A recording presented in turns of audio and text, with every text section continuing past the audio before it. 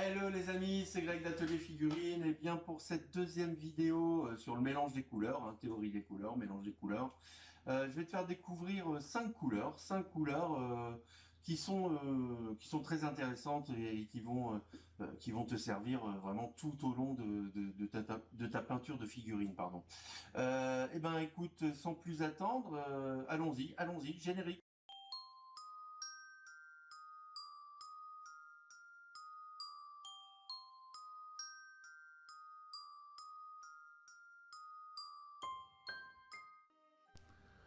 Ben voilà, bienvenue pour cette série de vidéos consacrées à la théorie des couleurs et au mélange des couleurs. Voilà, on était resté sur ces trois couleurs primaires. On avait fait le cercle chromatique, donc on a vu qu'on pouvait faire de belles combinaisons et après décliner forcément toutes ces couleurs en nuances. On va ajouter deux autres couleurs on va faire cinq couleurs qui peuvent vraiment servir, enfin qui sont vraiment utiles dans la peinture. Donc pour ça, on va rajouter du blanc et on va rajouter du noir. Alors on va commencer par une couleur qui est très simple à faire, c'est du gris. Alors on a vu que en mélangeant les trois couleurs primaires, si tu regardes bien la vidéo, si on mélange les trois couleurs primaires, euh, on obtient un gris. On obtient un gris. Et on a vu également un gris noir neutre, on appelle ça. On a vu également que lorsqu'on mélangeait les couleurs complémentaires, donc par exemple le orange avec du bleu ou du rouge avec du vert, on obtenait également un gris. Donc on a déjà vu deux façons de faire un gris. La troisième façon, c'est celle qu'on connaît le plus. Euh, c'est celle qu'on connaît le plus. Et j'ai pas mis de les aléas du direct. C'est ça. J'ai pas mis de. J'espère qu'elle est pas trop humide. Je pense qu'elle est un peu humide, mais bon. Voilà. Et voilà. Alors, on disait donc, pour faire du gris, et du noir avec du blanc, et ça fait du gris. Ça, c'est assez simple. On a l'habitude, ces couleurs-là, on a l'habitude. Donc forcément, si on les mélange à quantité égale, donc je prends toujours mon dosage pinceau, on n'a pas besoin d'une éprouvette. Voilà. On fait de la peinture, pas de la chimie. Voilà, on obtient un gris moyen, forcément. Plus on ajoutera de noir, tu l'as compris, plus tu vas avoir un gris foncé. Plus tu vas ajouter du blanc, plus tu vas avoir un gris clair. On va le poser, voilà, c'est une figurine, une énorme figurine en 90 qui a été ratée, c'est une impression 3D que j'ai faite. Bon voilà, ça fait un gris foncé. Un gris foncé, un gris moyen, excusez-moi.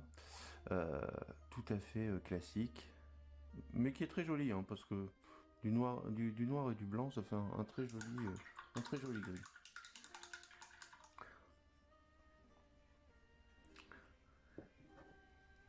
Le second mélange assez connu aussi, c'est pour faire du rose. Alors pour faire du rose, on a besoin de rouge et de blanc, tout simplement. Ça, tu le savais. Euh, donc du blanc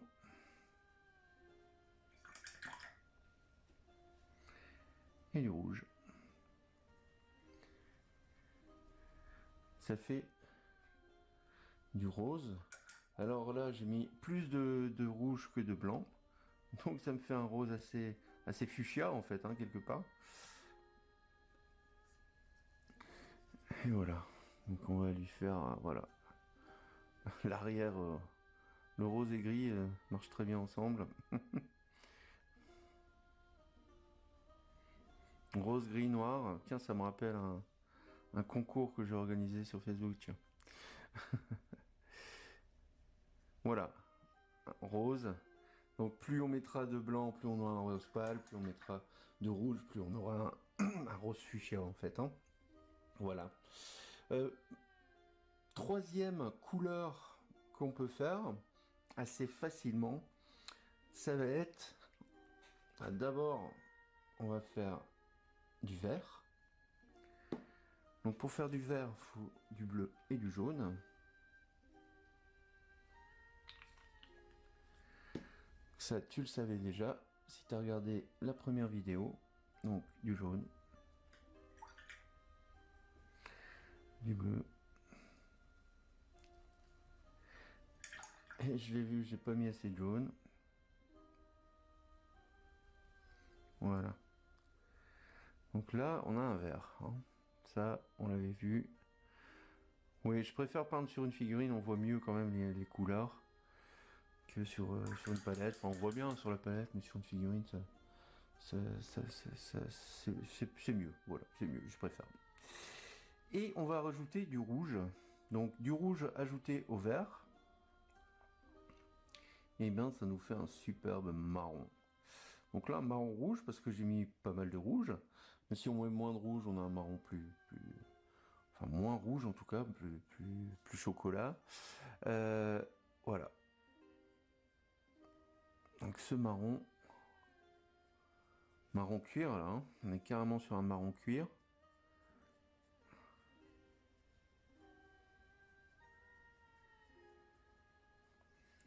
Il est plutôt pas mal. Hein. Donc pour faire du marron, du bleu, du jaune pour faire du vert. Et après on rajoute du rouge pour faire le marron. Quatrième mélange, et ben on va faire du vert olive. Alors le vert olive, tu vas me dire, c'est facile, c'est du vert et des olives. Non, du vert olive, et ben à ta grande surprise, je pense que tu vas être hyper surpris. Et ben pour faire du vert olive, et ben il nous faut du noir. Ah bon? Et quoi d'autre? Du vert? Non, et ben du jaune. Et du noir et du jaune. J'ai pas assez de jaune. Je vais en reprendre. Donc pareil, il hein, faut vraiment doser. Donc là on est sur un vert olive foncé en fait. Hein. Voilà. Il y a un petit peu de bruit de tracteur, c'est normal. J'habite la campagne et l'agriculteur tourne depuis tout à l'heure. Il tourne.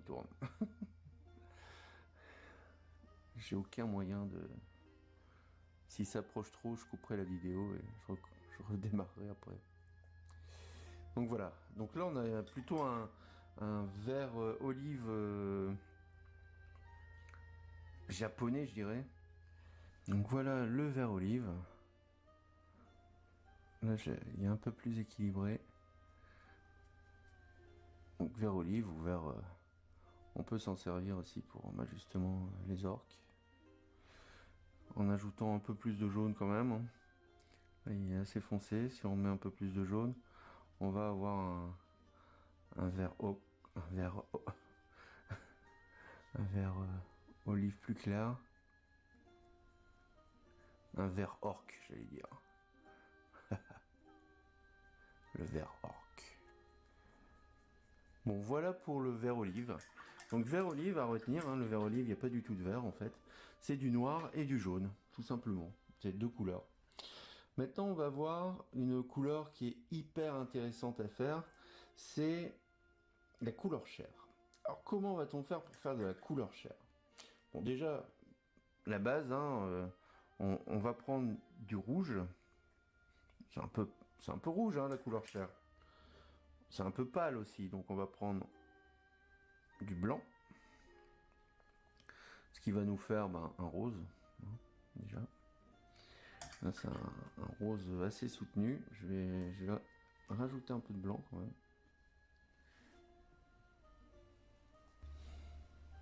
Voilà. C'est pas très grave, hein, c'est pas... Là, on n'est pas en train de peindre une figurine. Heureusement. Voilà. Donc on a un rose, hein, forcément. Alors, à ton avis, quelle couleur on pourrait ajouter pour faire de la couleur chair?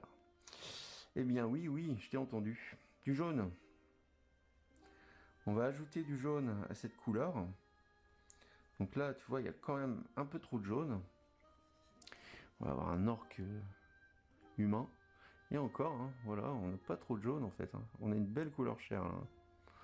Limite plus belle que ce qu'on peut avoir dans certains. C'est, ouais. Allez, c'est une chair elfique là, un peu quand même. Donc pour éclaircir ça, on rajoute du blanc. Hein, et on a, voilà, on a une chair un peu plus humaine. Et encore, ouais, là c'est une chair claire. Voilà, il y a vraiment de la nuance hein, dans cette couleur chair.